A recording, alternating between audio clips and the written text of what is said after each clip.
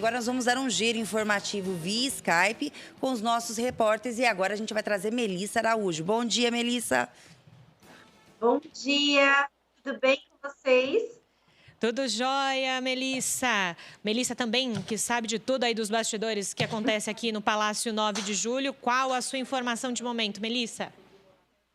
É o seguinte, eu tô acompanhando agora a CPI olha, eu acompanho tanto a CPI das fake news que eu ia falar que era a CPI das fake news, que vai ser amanhã. Mas não, essa que eu tô acompanhando agora é a da violência sexual no ambiente, no ensino superior. É um assunto muito delicado, muito grave, e que a gente tem essa CPI instituída aqui na casa, para tratar dessas denúncias que vêm crescendo, não só nas festas universitárias, mas no ambiente como um todo. A deputada a deputada doutora Damares, que é a presidente dessa CPI, ela trouxe dados alarmantes. Mais de 60% dos jovens que foram consultados aí numa pesquisa falaram que já sofreram algum tipo de assédio no ambiente universitário. É muita gente, é muita gente. Então, e assim, parte desses jovens falaram que nem consideram um assédio praticar algum ato com uma estudante que esteja bêbada. Olha que absurdo, gente. Então, assim, para que a gente possa coibir esse tipo de coisas, os deputados estão debruçados nesse assunto que é bastante delicado. Na reunião de hoje, eles debateram 14 itens, são itens que chamam o presidente do centro acadêmico da USP, do Mackenzie, das principais universidades, das universidades que têm mais estudantes. Então, esses presidentes de centro acadêmico virão até a Assembleia virtualmente, né, nesse momento, eles virão até a Assembleia para falar dar as informações, fazer relatos aí sobre a situação no ambiente universitário. Na próxima quinta-feira, a deputada a doutora Damares acabou de avisar que virá o reitor e o representante da ouvidoria da Unesp, e na sequência da Unicamp e da USP. Esses dois da Unicamp e USP ainda não tem uma data definida, o da Unesp sim, os representantes da Unesp sim. A gente lembra que na Assembleia já teve uma CPI anterior falando sobre trotes. E nessa CPI de trotes, na legislatura passada, nessa CPI de trotes, os relatos de estupro dentro de universidade foram alarmantes.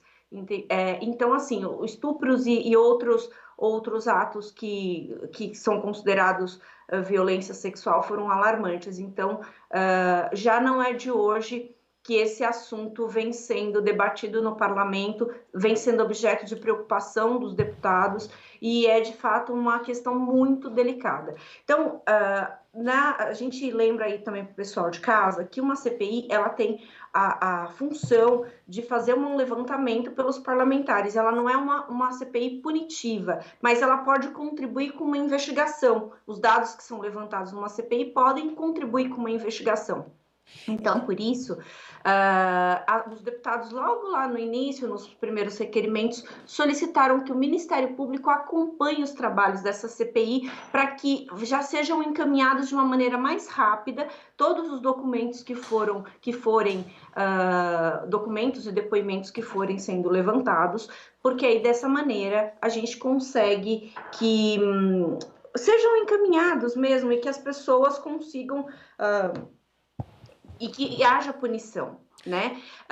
Uma outra questão que eu quero chamar a atenção aqui para vocês é que, assim, quando a gente fala de violência sexual, é uma questão extremamente delicada. Muitas vítimas, a gente, infelizmente, pode ser que existam muito mais vítimas, porque muitas mulheres não querem denunciar por vergonha ou por outros motivos, não querem denunciar. Então, por isso, os deputados da comissão solicitaram que alguns dos depoimentos de vítimas sejam feitos anonimamente, né? Então, será destinado uma sala mais reservada, uma forma mais reservada para que essas vítimas sejam ouvidas. Um profissional de psicologia da própria Assembleia Legislativa será, porque a gente tem um departamento médico aqui na Assembleia, então um profissional da própria Assembleia será destinado para acompanhar esses trabalhos, para acompanhar tanto a elaboração de perguntas quanto o passo a passo,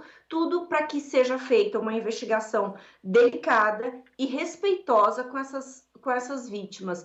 Então, essa é uma CPI que tem uma importância grande para o parlamento, não que outras não tenham, claro que todas têm a sua importância, mas essa tem uma visão assim muito mais delicada em função do que se trata, né? Do problema que a gente está tratando aí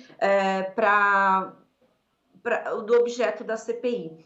Então, Mel, você está falando até agora sobre a CPI. Você poderia estar explicando para o telespectador o que é uma CPI, quem dá início à CPI, para quem está nos assistindo entender como funciona esse processo de investigação dentro da Assembleia Legislativa no âmbito estadual, né? A gente está falando sobre CPIs estaduais. Você poderia esclarecer isso para o telespectador?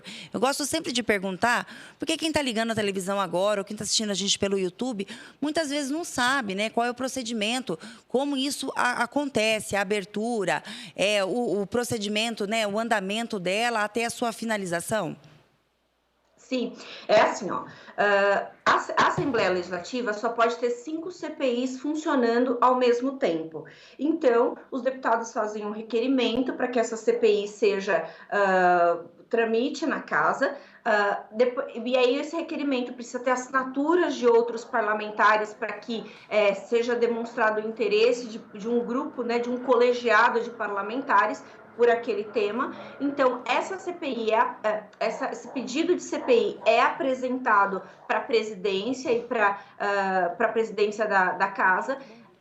Tendo sido aprovado, ela é formada por representantes dos partidos, né? E aí, a partir disso, ela começa a fazer um levantamento de informações e de dados. O procedimento de cada CPI é diferente, né? Então, por exemplo, a CPI das fake news. A CPI das fake news, ela fez uma parte conceitual, ela vai passar a ouvir as pessoas que foram vítimas de fake news e depois pessoas que são acusadas de promover fake news.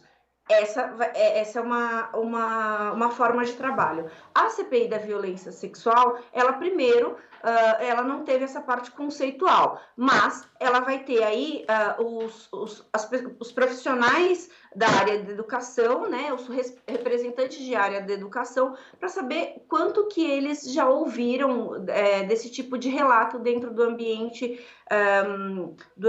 acadêmico. E aí, tendo relatos, os deputados vão atrás das pessoas que foram vítimas. O próprio Ministério Público também toma conhecimento desses casos e ele vai poder contribuir das duas formas, tanto com a investigação no curso dela, quanto com os relatos depois. Outra questão é que, assim, a CPI tem 120 dias regimentais.